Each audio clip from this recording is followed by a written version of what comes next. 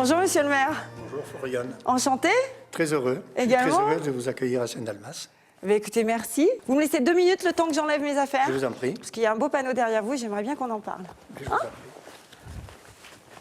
On se retrouve ici, monsieur le maire, à l'office de tourisme. On n'est pas dans vos bureaux à la mairie, parce que justement, il y a cette exposition de l'anniversaire des 50 ans de la vallée.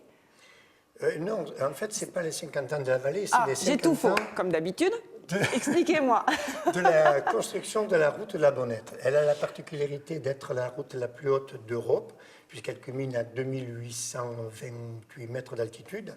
Et elle relie la vallée latinée aux Alpes de Haute-Provence.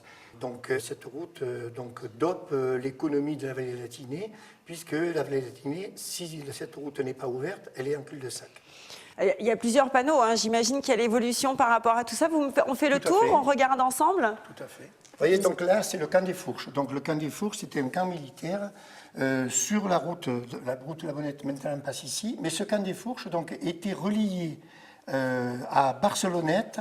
C'est l'armée qui avait construit une piste militaire de à peu près 28 ou 29 km de Jauziers au camp des Fourches. Vous voyez, le camp des Fourches est ici. Oui. Donc la route arrivait jusque-là. Mais il fallait créer la route du Pont jusqu'à Bouzillas, et après de Bouzillas jusqu'au camp des Fourches pour faire la liaison.